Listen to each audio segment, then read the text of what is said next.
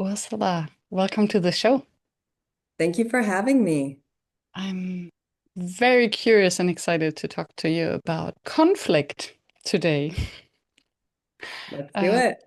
there are very few people who don't have issues around conflict. It is part of our human experience. Yeah, and I think I'm fascinated and obsessed by how we can better navigate through these challenging situations through Yeah. communication. And yeah, very curious to hear from your experience as a lawyer Mhm. and a litigation attorney, if I'm not mistaken. That's correct. And before we get there, I always start with the same question to warm us up. When did you start calling yourself a facilitator? And actually, do you? Oh, great question. I think that's part of what I do. And I like facilitator. Because it sort of suggests that I'm facilitating work that's really done by someone else, and Mm, that's really true. I support clients, people, organizations in doing the work themselves. I'm there. I'm creating the space, the tools, but really it is up to the participants to say yes and to undergo the process. mm.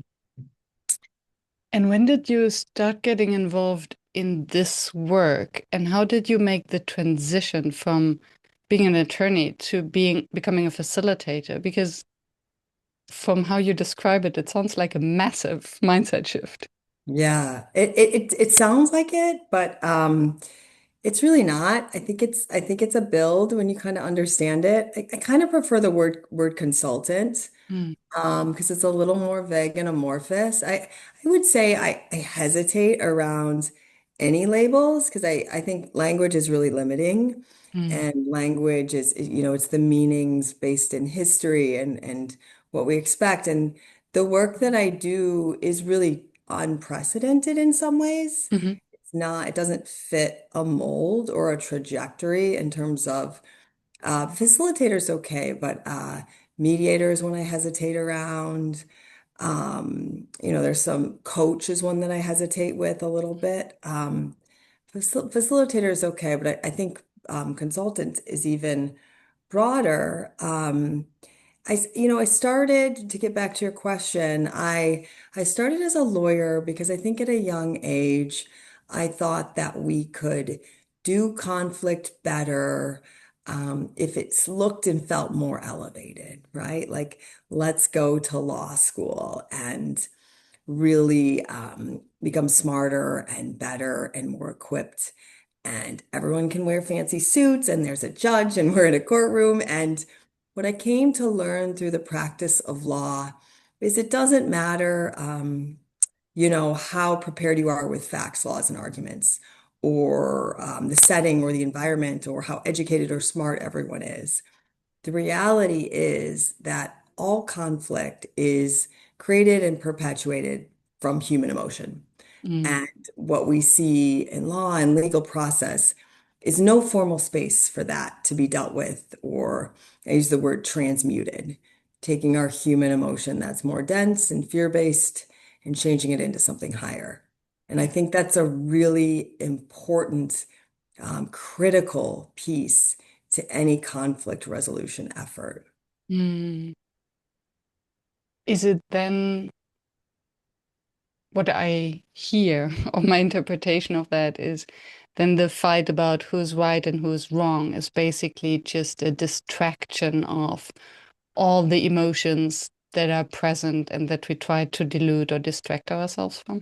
Yeah, blame and fault is a falsity. It's a false thought paradigm that we stick in that is just permeates our systems and our cultures and our societies. That is really an illusion that's wrong and keeps us limited. I Mm, mean, blame and fault. What when you think about, I like to back up and just think about the business case. And I work with companies and, business leaders. That's where I came from in law, and it's what I'm continuing to do. And so for me, the business case is really quite easy. Nobody's running a business on blame and fault. Like nobody's driving profits by being right and making someone wrong. I love that. Nobody is like beating out the competition with righteousness and victimhood. That's not what we're here to do. It's not why we're in the roles that we're in or the organizations that we're in. It's not why those organizations or teams exist. And when you think about what litigation does, the other piece of that business case is how expensive and uncertain it is. And I Mm, just like to throw a number because why not? I've never done a lit in the United States. I worked as a lawyer for litigation attorney for 17 years in the United States. And I've never done a litigation budget through trial for less than about $500,000 US. And that's not a real budget, and mm, most lawyers don't do budgets when they don't have to, like savvy consumers of litigation services will compel them and require them, but they're generally not offered. Why? Oh, that's so interesting. They can be done. And so that budget would come with a list of assumptions that we then can't control. So the business case for litigation isn't there if there's an alternative. And there is an alternative, it's just not understood. But it starts with understanding conflict is deriving from human emotion. mm. So I love that, and you make me laugh that no business is built on blame and guilt, Right. and still we're all falling into the trap. hmm hmm So, what is, from your experience, what are mostly the tripwires? Where's the hmm moment where it starts to go wrong, where you're standing at this fork hmm and you basically could avoid the $500,000 bill, hmm but somehow you don't? Yeah, I mean that's a really great question. And I would pause it at something goes wrong because I don't think conflict is wrong. I think it's Mm, opportunity when thank you. we see it and understand it early. But how do we get into the long protracted litigation? I think I operate on the presumption that's confirmed by science, which is that everything is energy, right? Mm, Everything is energy. Matter is energy, but even our thoughts and emotions have an energy. And conflict comes from an energy. And I think of emotional energy as either fear-based, sort of on a spectrum. One side's sort of like guilt and shame, and you have pride and scarcity, and then you kind of move into more expanded emotional energy around neutrality, and then hope and courage and love and so what's the emotional energy that you're operating from? Because we are always operating from something. And I think when we're in conflict, we are operating from more of a fear-based emotional energy. mm, So to your question, where's the tripwire? I think you feel it in your body. I think the earliest signs are less about the story and the facts, laws, and arguments and the drama, but it's an energy in your body, and you can feel it with a pit in your stomach, a clenched jaw, tightening of the shoulders. When are we starting to feel that emotional surge? And mm, then that's a choice point. There's a choice point to operate from that or to take a break and transmute that energy and then make strategic decisions about how to move forward.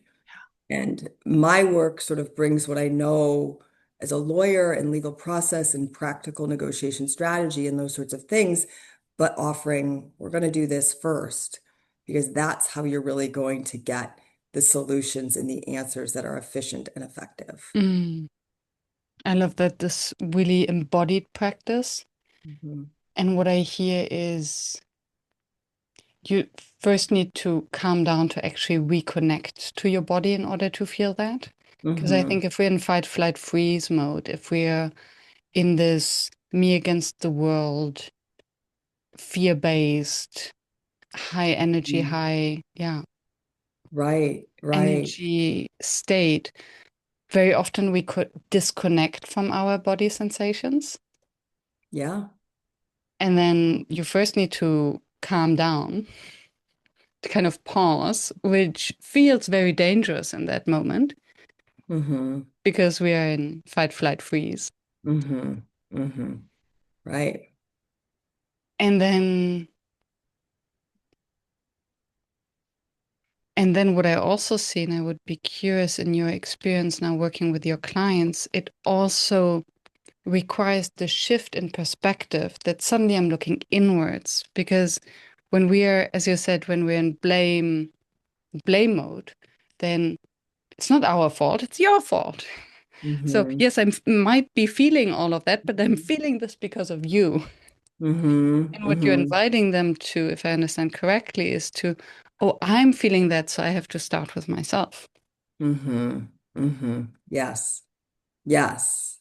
What we have to understand, in addition to conflict coming from emotion and the energy of emotion, is that it's also infectious. It spreads, and we're intuitive beings. And so if we don't cultivate a self-awareness, an ability to stop and shift that energy, we just spread it unconsciously. Mhm. And that's what I saw in my practice as a litigation attorney. One blow leads to the next. And yeah, they're big words and expensive legal briefs and like big arguments, and it's just passing the fear-based emotional Mhm. energy of conflict. And we stay sort of just in this almost distracted way. Sometimes it's more animated, but it's not resolving what underlies it. And then it's funny because at trial, what the trial lawyers are really trying to do is utilize that emotional energy to recruit the trier effect. So the judge or the jury Mhm. recruit them into the emotional story, and it becomes a war of who can do that best, Mhm. as opposed to transmuting that emotional energy and getting more clarity. Because basically at this point, nobody is has an interest in taking it off court because then nobody makes money. Yeah. It is. And the first person we call when we see a tension, a contract that's being violated or breached, or a dispute coming up, the first person we call is the attorney. What are Mhm. the and I don't mean to disparage lawyers. I don't think anyone comes in, but with this mindset consciously, but the financial incentives and the system is set up. We consult with the litigation attorney about whether to bring a litigation or how to respond to a litigation, and that person's paid by the hour for litigation services. So there's definitely sort of a systemic kind of problem with that. I think there needs to be initial stops long before the litigation attorneys are involved. And oftentimes there are, people feel that they are, but they're not dealing with it in Mhm. terms of understanding the emotion, the energy, the people, and the relationships. Yeah, and I love how you said they're paid by the hour. Yeah, and we're talking about a process where you actually have to slow down Hmm. first Hmm. in order to gain a little bit of distance, calm down the nervous system, look at the Hmm. facts. Hmm. Hmm. And then it's impossible if you actually hear the metronome in the background. Right. Right. It's right, right. Yeah. When you step back out and look at the whole thing 20,000 feet up, it's almost funny Hmm. when you understand human emotion, emotional energy, how it's infectious, how it continues, how to transmute it, how to change it, how that becomes infectious, that new energy, how you can actually bring more power to a negotiation or a dialogue when you've kind of gotten clear on yourself. And I have so many related questions. Um, and before getting deeper into the weeds, I I would love to address something that maybe a listener might think, oh, all this touchy-feely, speaking about emotions. Yes, I understand that emotions are important, but in my case, Hmm. where my contractor didn't respect the contract, or in my case, where an employee didn't, whatever. So I cannot even imagine all the different cases that you might have dealt with as a as a litigation attorney, but maybe you can give us some examples of very factual cases where people would think, but this is clear that I'm right and they're wrong. And There's then add this other perspective of how can you find a solution off court? Yeah, there's no example where I can't like take it from blame fault to human emotion. I mean, if I can sit with the people and spend enough time, I've never had a situation where I'm like, you know what? Everything I've said is wrong. This one's blame fault. That guy, if I'm doing that, I'm triggered, right? Mm, If I'm doing that, I've been recruited and I'm too like in the junk, yeah. you know? So it's really important for me to have self-awareness and for me to be aware of myself and like dealing with my own emotional energy as I go through this.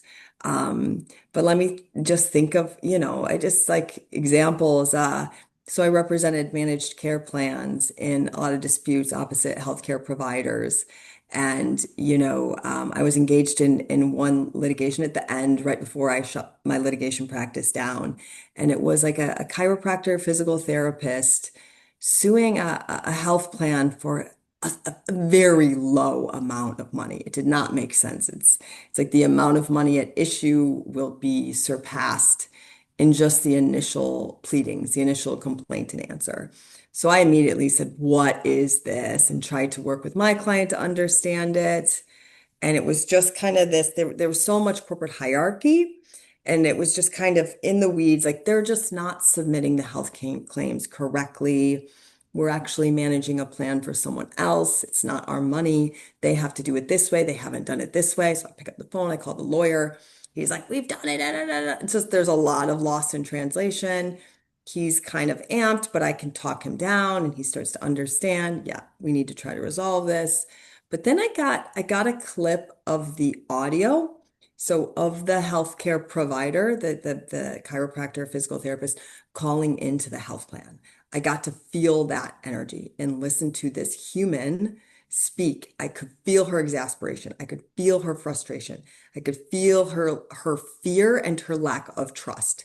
Mm. And speaking to a managed care plan, healthcare in the United States is a mess. So anyone who's experienced it will know probably what I'm talking of from your own human experience. When you've tried to call in and understand what's covered and what's not and why not, and it's just And it's your health, so there is it's your kind of health. Yeah. survival And fear, angst. this was a small company, family owned kind of thing. And it was just all of the fear and the angst. And I just needed access to my person and this person and understanding and dialogue and awareness. Preceding that, I would need sort of a creation of some sense of trust. And that can be done, but it wasn't done in that case. And I was of the mind, well, can I talk to no, no, no.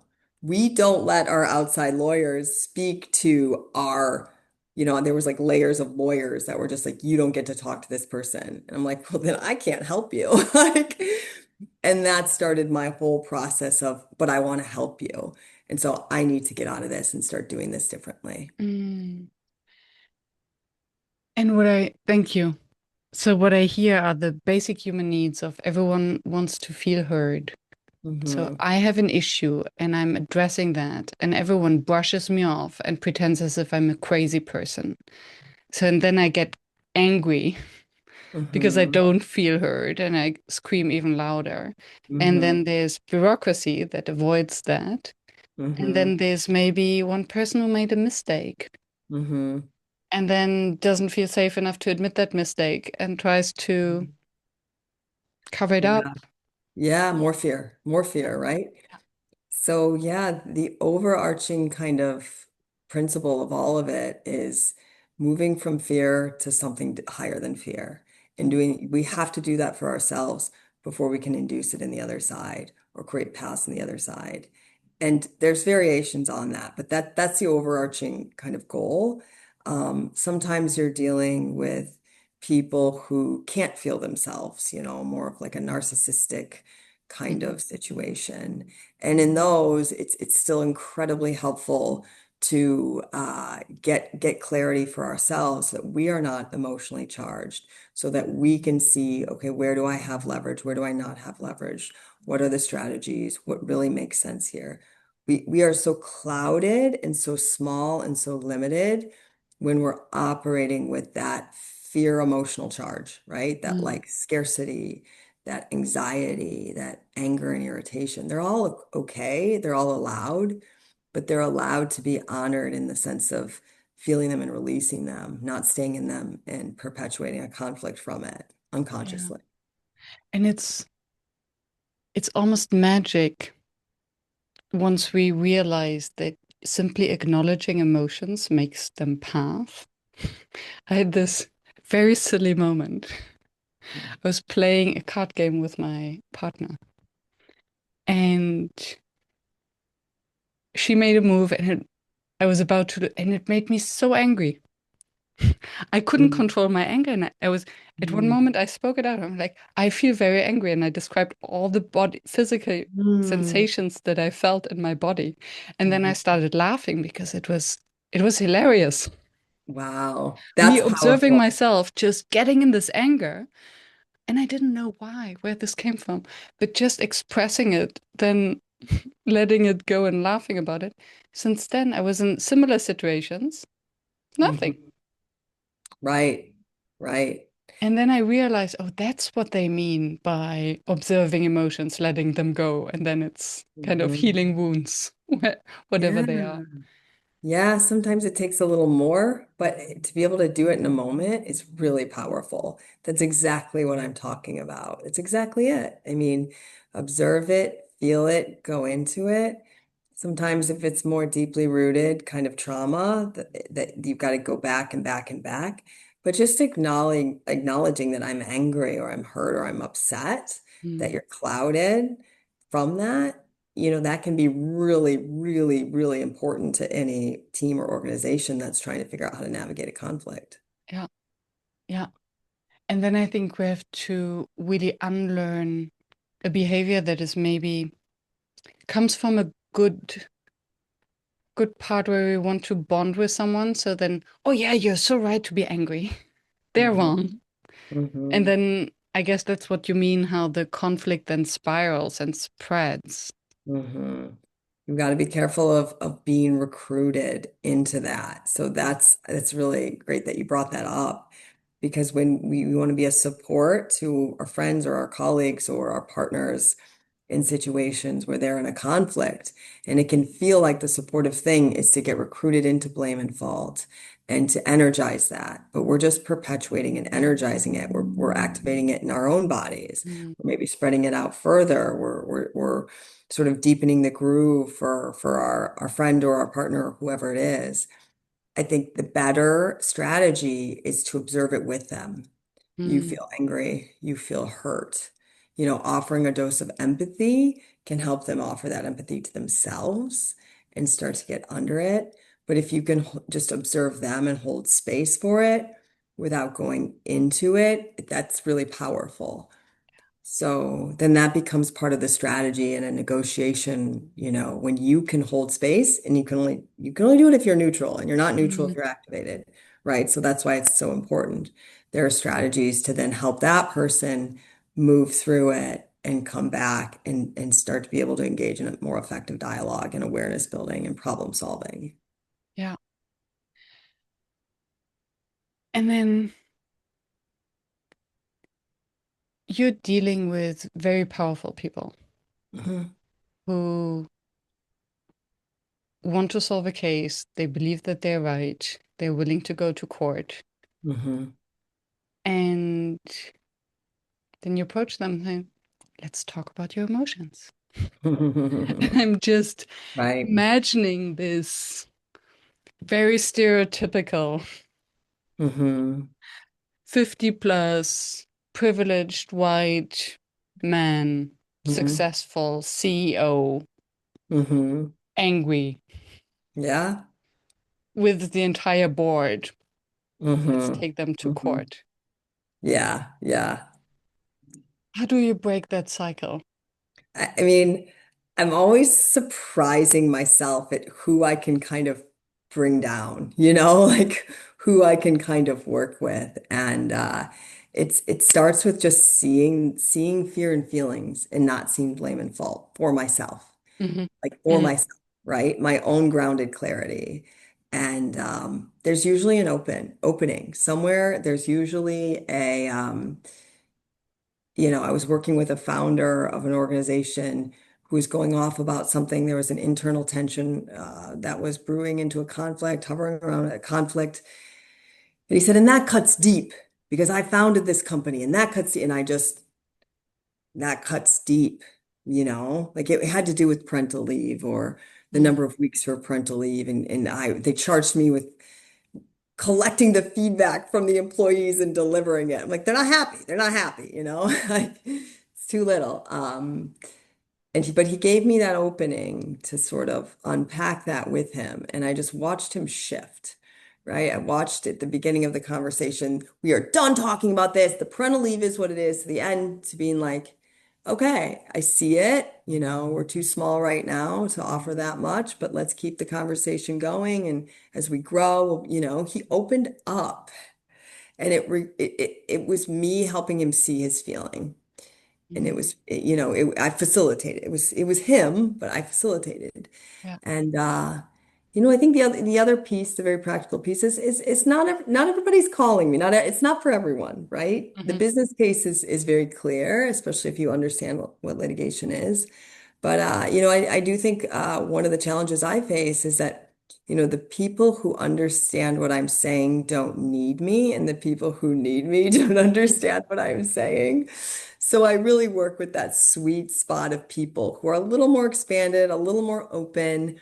Maybe they've engaged in some level of individual wellness or healing for themselves, but they're business people and they haven't integrated those ideas completely into what they're Mm. doing in a business setting. So they have an opening, but it's not their pattern or practice. And so I kind of just bring that together for them. Yeah. Those are the people I work with very well. So yeah, I see that there needs to be some emotional literacy, Yeah, there needs to be a yes. self-awareness. There needs to be a yes, let's try this. Yes, Hmm. I'm open.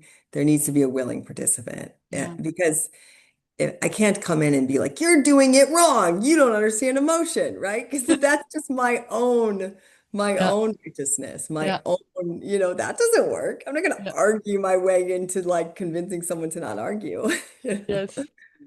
So there has to be a Yeah. mutuality.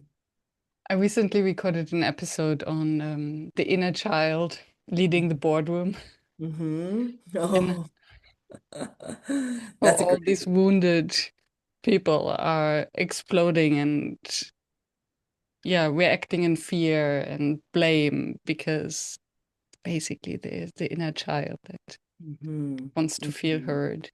Mm-hmm. And I think it's very related to, yeah, to the work that you do, that once we acknowledge that there is a wound, like this cuts deep.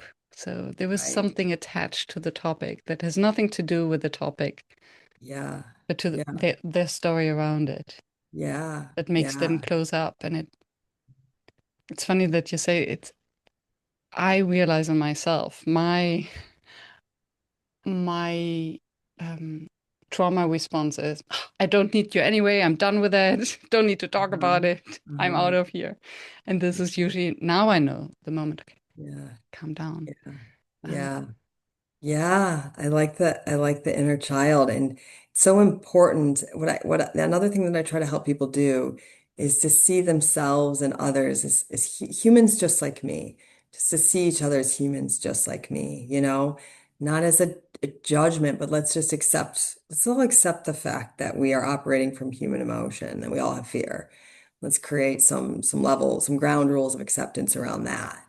And I think corporate hierarchy and structure is often imbued with a sense of fear. Well, that person's more important than me, or more powerful than me, or that person's this age, or that person is, and it requires some efforting around like let's just reset and understand this person as a human, not this inaccessible sort of powerful creature that can't relate to us. had this to do with our notion of professionalism? Yeah. not Yeah. to see the person behind the title, the Yeah. role, the I hierarchy. think, yeah, I think that that is sort of I think a lot of, ideas around professionalism, and this gets back to what I was sharing when I was talking about when I went to law school and Mhm. began legal practice. You can't touch it because it's important and everyone's wearing a fancy suit and using big words and everyone's really educated. It's still humans dealing with human emotions. And I think ideas of corporate culture and ideas around professionalism or that word sometimes, or the hierarchies, we disconnect and get further away from our understanding of each other Mm, as human, relatable, empathetic human beings, powerful human beings that can leverage and operate from emotional energy that's fear-based or more expanded. yeah. And I would be curious about the spreading of the conflict, because it usually starts with an individual, Mhm. and then there are also companies that go to court. So there are people representing companies, and then it becomes very intertwined. How do you, how can you trace it back and actually heal that or solve Yeah, these kind of, yeah. what is the difference between an interpersonal and an interorganizational conflict? Hmm. I think that's There, my question. Yeah. there's no difference. I've certainly it's all humans and human emotion. I mean, I've certainly experienced the big corporate entity that just has the litigation budget and has the in-house lawyers and the outside lawyers. And so what's driving the dispute is really far away from the people who are then doing the litigation. It sort of got kicked off and handed out over to someone who handed it over to someone. And then you really don't get back to those people until much further in the litigation when you're starting to do depositions Hmm. and you're bringing humans to the table to tell stories, and that's evoking emotion, right? So a lot of times, litigations can go on for a long time in that way. And I think for those kind of entities, they're facing the business case, the business problem. They're facing the practical business reality that litigation doesn't make sense if there is a more efficient way. They're all dealing with budgets because the thing about litigation is that it's a bit of a black hole. What I've come to understand in my practice as a commercial litigation attorney is that there's no end. There's always more discovery. We try to have limits, but the judges and arbitrators aren't really incentivized to cut it off because what if they miss something? Maybe one more deposition, maybe one more because the only thing, one of the few things that can jeopardize an arbitration ruling, for instance, would be not allowing evidence, right? So they have their fear about not allowing more and more and more and more and more, and so then it kind of becomes limited by the budget and it can grow. It can just grow and grow and grow and grow and grow. So I think the practical business case is always there for trying to look at this differently, dedicating some resources and process to thinking about this differently. It's easy, but back to your original question, I really like working with smaller or more mid-sized organizations that are a little closer to their founding business goals and haven't just sort of cut off. This is the litigation budget. These are outside counsel that are really just trying to operate more leanly, drive results, produce a service or a product and really are just not mired in this idea that litigation must be. Mm. Because the moment where you outsource the process, you're removing the human being from it. Yeah, And then there's basically no way to solve it in a healthy, right, right. human-centered way. Because, Yeah, yeah, it's just a right, number, just a case. right. And what ends up happening, and I mentioned that I hesitate to use the word mediator to describe my Mhm. services because I feel that there is fundamentally a huge difference between someone who comes in and facilitates a ceasefire by Mhm. creating a countervailing fear of the cost of the process of the outcome versus someone who's helping to transmute the underlying fear in more efficient and effective ways. Mm, I think a mediator, traditionally in my experience, and this isn't every mediator, but in my experience, it's really about coming in and dealing with the parties and creating a threat of fear about how much this has cost and how much it will continue to cost and chances of success and things like that. And that can be valuable. That ceasefire to a litigation can have a value, but it requires a certain amount of bloodshed first. So it's still expensive. It's still expensive.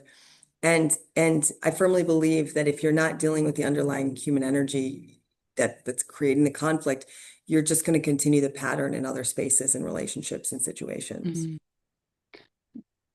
Because it pretends to deal with something that is actually not the full truth, Right, ignoring all the underlying energy, emotions, history. right, right, right. It's a And cease, then, yeah, hmm? it's a ceasefire, a ceasefire. Yeah. Yeah. It's an interesting perspective because in the ceasefire, in the process that you describe, people are, that's what I understand, looking inside to see, Hmm. okay, so how can I first calm down to then maybe have a little bit more empathy or compassion to see the also the other side, Hmm. and then meet in the middle. Whereas Yeah. the mediation is I look at the other side and how can I get them to admit or to come a little bit closer. Hmm. So it's Yeah. still in the blame way where we try to find a middle ground instead of the healing. What Yeah. understanding? Yeah. Yeah. That's close. Yeah. The inner work to sort of deal with the emotional charge, it's less about seeing the other side's perspective. We might never see their perspective. Their perspective is probably fear-based and probably a little bit false and just a thread. I like to talk about threads. Like Mm, everybody who's in a tension or conflict has a thread that's being touched, like a fear-based thing, even if you seemingly did nothing, quote unquote, wrong, something's charged for you if you're in it, if you're dealing with it. And so getting under that, transmuting that, shifting that emotion is critical to having clarity. And where I'm trying to lead people is, what do you need? Like, can you answer that question? Can you mm, answer that question? Because I have seen huge legal briefs and pleadings with very little clarity on what the litigant actually needs in terms of dollars or outcomes or rulings. And it's just about the other person being wrong. And then there's these vague pronouncements at the end about wanting what's just and equitable and the judge will decide. It's like, what do you need? What do you need? And when you can answer that question in a neutral way that's sort of oriented around your business goals, your business mm. function, your business objectives, and not a human emotional charged, be right, make them wrong, show this, prove that, then we're really getting somewhere. Yeah. So, Yeah. Reminds me of the concepts of nonviolent communication. yeah, yeah, yeah, I've heard of that. Yeah, it's very disarming suddenly to look at, okay, what is it actually that I need and what am I afraid of? Right. Yeah. And I'm very surprised hearing that very are so unclear about that because I would think that this is the main thing how they get into it. I want 1 million because you've Yeah. hurt me or Yeah. Sometimes there's a this was bit more clarity on it, but oftentimes the damages are undetermined. The precise outcomes are undetermined. It's generally just a fear. I've seen big litigations between competitors because they just kind of want to block their competitor. Um, or just a fear of a repeating pattern, built mm, from assumptions, and it's a host of different things depending on the situation. And I'm not saying all litigation is wrong or not the best choice. There are certainly times when you've kind of done some of that and you've dealt with it and you've looked at it in sort of a neutral, gotten yourself to a more neutral, grounded space and looked at litigation budgets and looked at chances of success and done that initial work and the business case is there for litigation. I think that does happen. Mm, But it's the litigation industry is disproportional to what's actually required and needed mhm. when we're engaging in more efficient and more elevated conflict resolution strategies.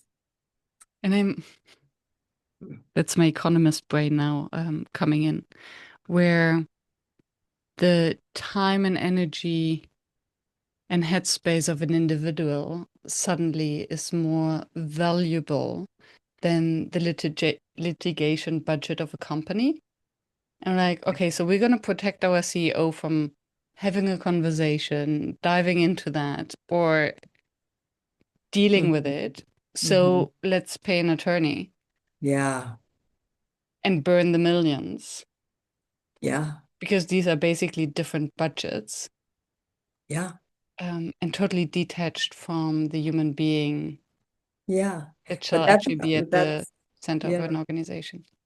yeah. I think that that often happens, and I think that what you're pointing out is a form of fear.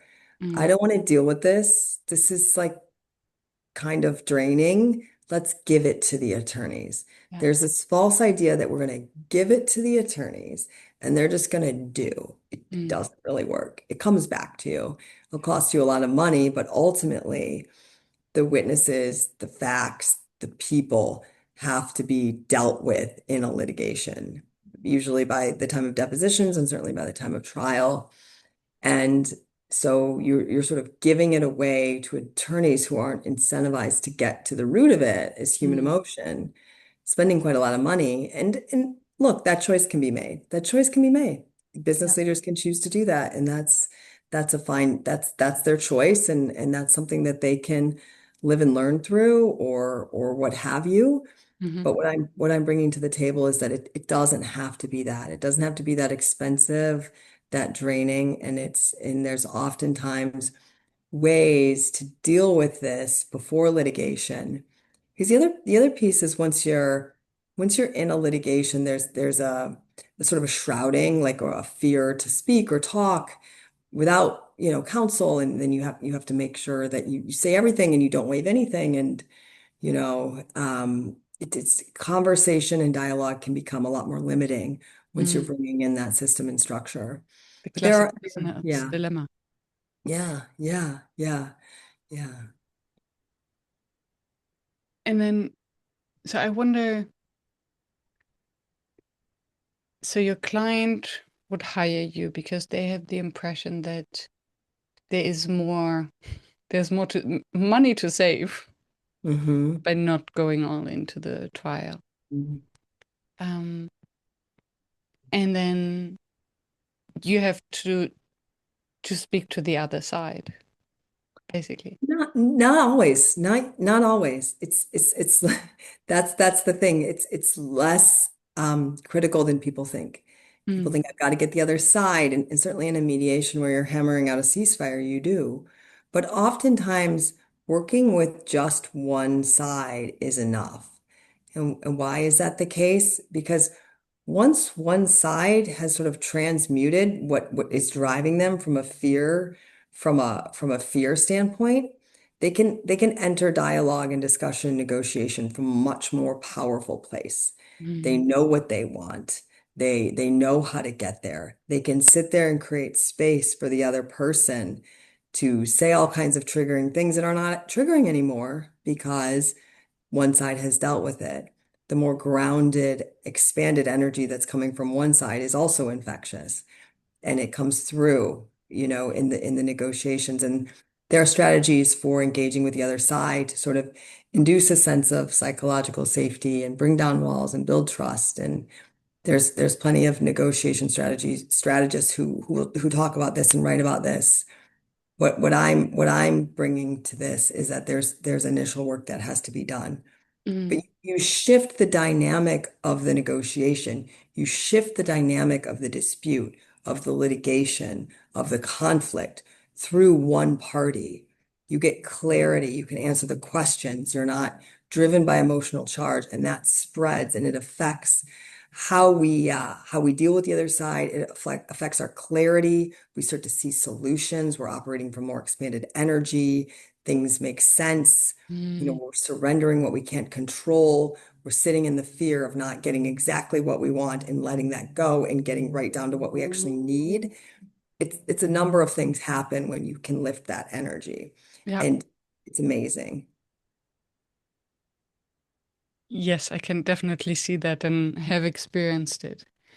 And Mhm. this means that who would mostly call you a company that is sup- where someone is threatening to sue them, That would be yes. and Yeah. then they would find out what is, or first see more clearly and then see, okay, so what can we offer them? Or Mhm. how can we ask for the information we need in order to make an offer? Right, sure. I can help in those situations where there's a potential litigation or considering a litigation. I prefer to work also with something a little bit that's even before that, where you're sort of just dealing with a partnership or some sort of maybe it's a contracting partners or externally or vendors or internal relationships and teams to navigate tension, to show leaders how to exemplify that for others in sort of team building workshops, sort of leadership Mm, workshops oriented around harnessing conflict as opportunity, using tension points to elevate, avoiding the inefficiencies and the drain, but leveraging it to for growth. Because conflict is inevitable, tension points are inevitable, but when we learn how to navigate them, just like you were describing with your partner in the card game, when we can really do that and have those strategies, it can shift entire teams and organizations and how we interact within and externally. How important is it to clarify and communicate our relationship with conflict? Be Yeah. because depending on our upbringing, our families, we might be afraid of conflict, we might have attachment issues.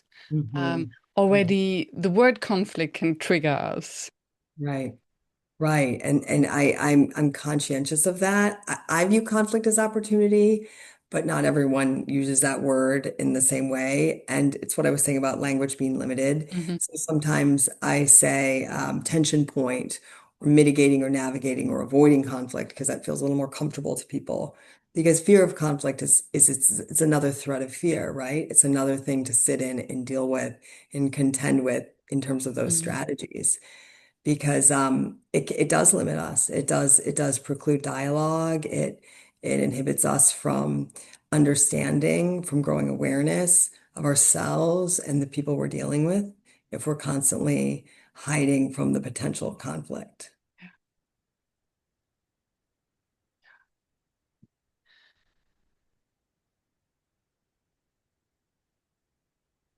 What would you, what would be your advice to your younger self when you started? And maybe it would be different when you just started studying law or before and after Yeah, you finished the degree. yeah. I think, I believe that nothing's wasted, We're all on these paths and every problem is an opportunity for growth and learning. Sometimes we have to go through things to know and understand more.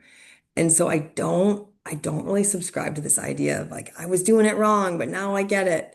I needed to do it wrong, Mm, to get it. So I think my advice to my younger self would be you're exactly where you're supposed to be. mm. Just keep going, keep going. You're exactly where you're supposed to be. Keep going.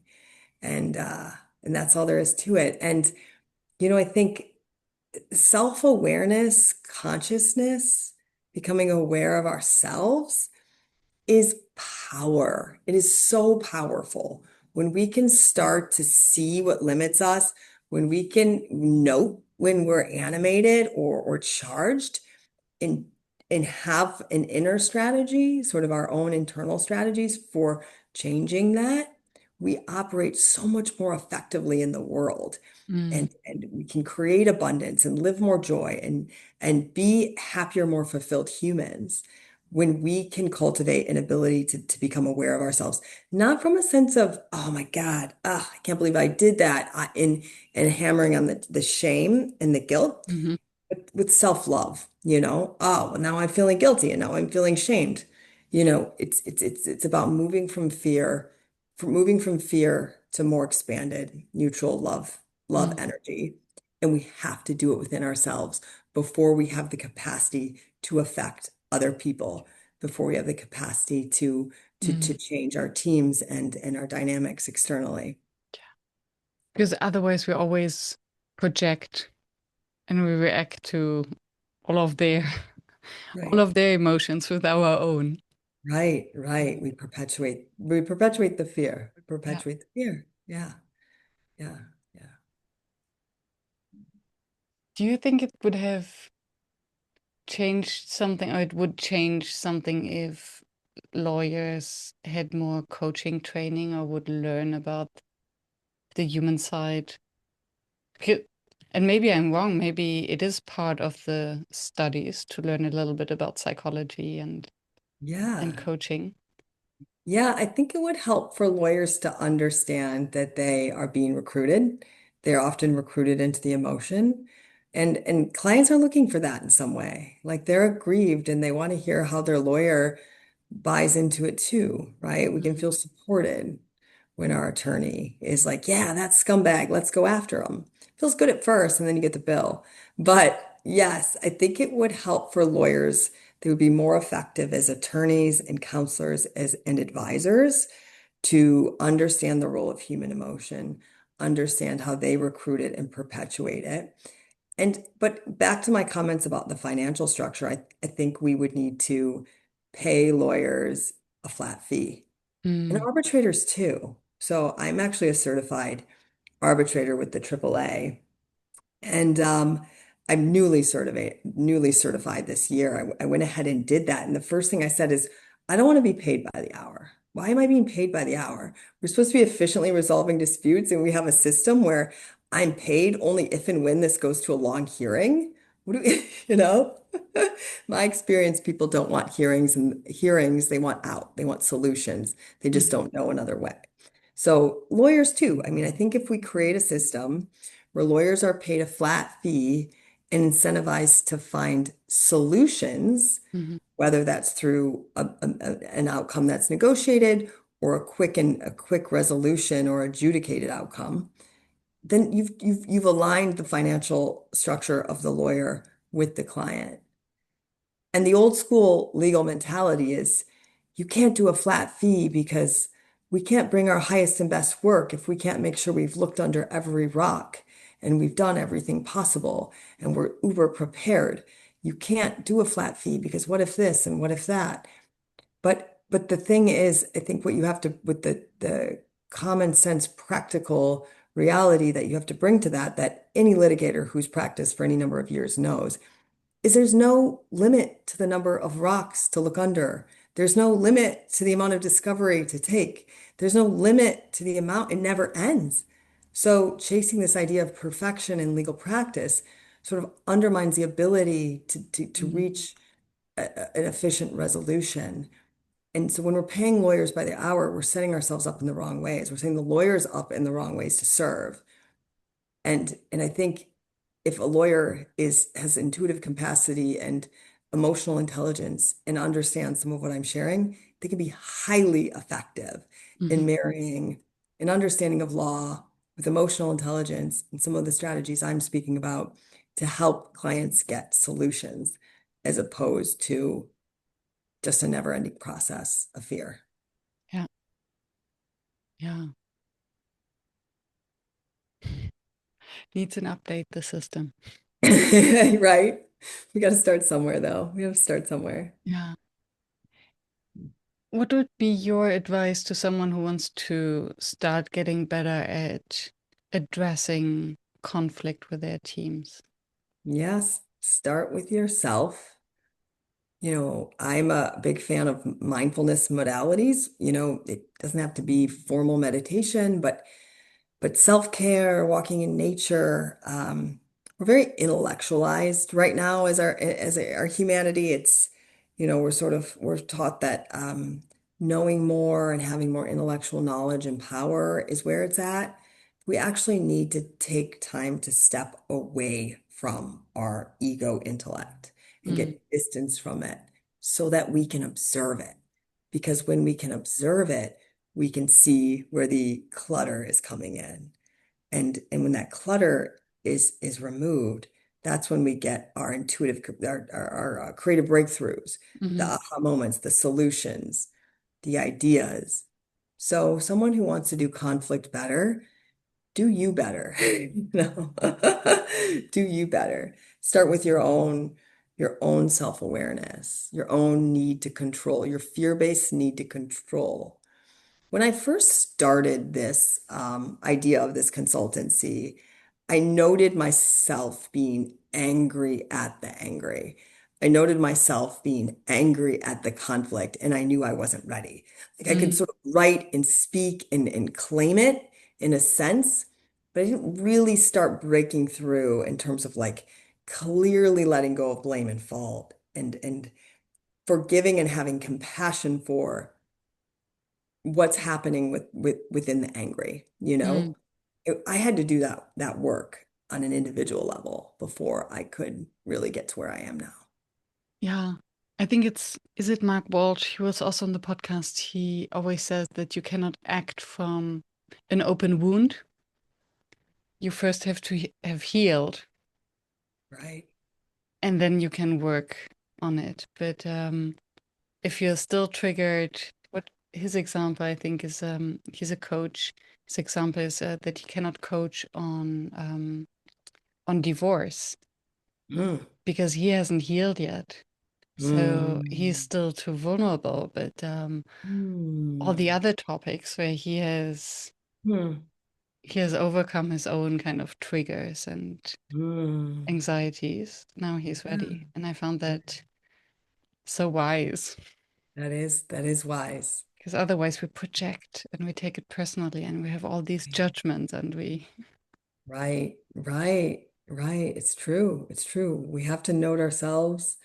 We have to kind of sit in those moments and release that and get our own clarity so yeah, that we're not just being recruited. So important. yeah.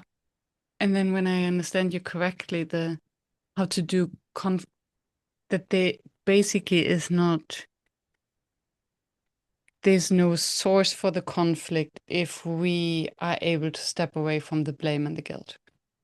Right. And then suddenly it's maybe a challenging conversation, but the conflictual Mhm. part is gone. Right, right, right. We have to access the highest and most powerful version of ourselves to operate in powerful ways with intention and conflict. Mm. And as humans, we have this false idea in our societies that the fear-based sort of manifestation is the most powerful. The pound your fists on the table and I know more and I'm better than and I'm my money and my status and my this and my that. That's fear. That is fear. That is pure fear. That is not the most powerful version of ourselves. That Yeah. is not the most effective version of ourselves. The version of ourselves that can sit there and know who we are and say to the other side, I hear you. I can't do that. Mm, Like, just know that, like have a boundary that's like not, it's just is. It's yeah. incredible. It's incredible. Yeah. That's real power. Mhm. Mm. And authority.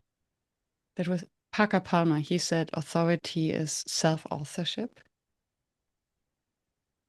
So if we know who we are and if we're grounded in our own values, then we have this kind of innate authority. Right? We just know and we operate from that knowing, the inner compass. Yeah. We can effectively create space for other people because we're not threatened by what they bring. We're not worried about having to please them or appease them or fight them or be them or oppose them. We just know who we are and we can listen and say, oh, that's interesting. sit on it and be like, oh, I think that person was operating from some fear and scarcity and insecurity, or that kind of opened my mind. Like our discernment becomes so Mm, strong. yeah. Yeah. Yeah. And what makes me a little bit sad is it's so obvious you cannot unsee it once you saw it. Mhm. And unless you have experienced it, you're just in the blind. You don't know. So I Right. think for many to imagine that there could be a space where they're not angry, where they're not fearful, where they're not operating from this fight, flight, freeze system seems just out of reach. Yeah. Until you start to do it Yeah, here and there and in spaces and places. yeah. But we've all seen and experienced the leader who does that, or at least does that at times, and how powerful and infectious they are, in changing the energy and inspiring and creating hope and courage and creating a sense of safety. Like we know what that is. We know what that looks like and feels like. What is in, maybe you can recall one of those actions because it's isn't that vulnerability in action? Sure. The Yeah. leader who can show that. Yeah. What I is an think example? yeah, an example. Vulnerability is power. What's an example? Martin Luther King is an Mm, obvious example. There's other political leaders who are sort of more embodying a truth.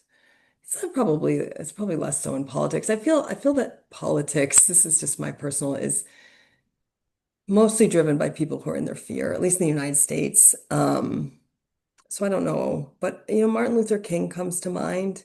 I think for all of us though, there are moments it's hard to sort of put a judgment on a whole human because we all vacillate in and out, right? mm, Fear is part of the human experience. There's no person who's above that or outside of that. The best we can do is have self-awareness and have compassion for ourselves and mm, self-love so that we can create the space for ourselves to kind of transmute it, yeah, right? So consciousness and self-awareness, the best of us operate with that. yeah, Nobody's operating without fear. mm, Nobody's operating yeah, perfectly at all times. yeah. And I think then speaking out that fear, I heard that was on a different podcast. I heard this example of a CEO who was kind of putting pressure on his team and they were making mistakes and he was pushing them to the deadline. And then in the all hands, he acknowledged that he was operating out of fear, that they wouldn't get the update on time or they wouldn't get the investments in the next round. Um, and just acknowledging that, Mhm. and how it then changes the dynamics and people then actually being willing to support and to work if they understand that it's not just this ego maniac screaming around and Right. hitting them because they missed the deadline or they put a bug in the code. Right. And Mm, what I see happen in those scenarios is, the best of them can see their boss as an egomaniac, but what often happens is they think, "Oh my God, I'm not good enough. I'm mm, going to be fired. I'm not meeting the mark." That goes into it triggers their own scarcity or unworthiness or other fear-based emotion when the leader is operating from that. And it's unsaid. It's yeah, unsaid, right? Because if you have fear, then there's not safety and there's not vulnerability. So nobody's saying, when you say that on our all hands call, I feel unworthy. No one's no one's doing that, right? So, but that is what's happening. That is what's happening. It's triggering different forms of fear or scarcity in the entire organization. yeah. Mm. What remains your facilitation challenge? Hmm. I think it's probably what I said, the people who understand me don't need me, and the people who need me don't understand me. So I think my challenge is finding and aligning with the folks that are just really hit that sweet spot of being open, Mm, but needing the support. And the good news is I think are shifting and changing. And I describe it as, humanity goes through its chapters of evolution. And, we had the industrial revolution, machinery and factories and making of things, and then the technology age with iPhones and what have you. But I believe strongly that we're merging into something new and entirely different. mm, Today we have AI for our facts and our figures and our knowledge and our information. We're in the human era. We're cusping into the human era. Who is going to start to understand and leverage themselves as human beings mm, and call others forward to do the same? That is what's going to differentiate. That is what's going to differentiate teams and companies and organizations. And that's what's going to be the competitive advantage. The business case might be the prompt. I want the competitive edge. Well, how are you leveraging your humanness in yourself and others? mm, And so I think the time is now for this. I don't think this could have been 5 or 10 years ago, but I think what I'm talking about now fits. It's starting to fit because people are tired of the war. People are tired of the fight. They're drained and they're looking for some relief. mm. Thank Thank you. you. I love this kind of it's beautiful mic drop. It's like ending on hope Hmm. Hmm. in No, all it's this great. chaos. Yeah. And hate and polarization. Yeah, yeah. The hope. There is hope. Mhm. Thank you, Ursula. Thank you so much for this opportunity to chat with you. Mm, thank you. Mhm.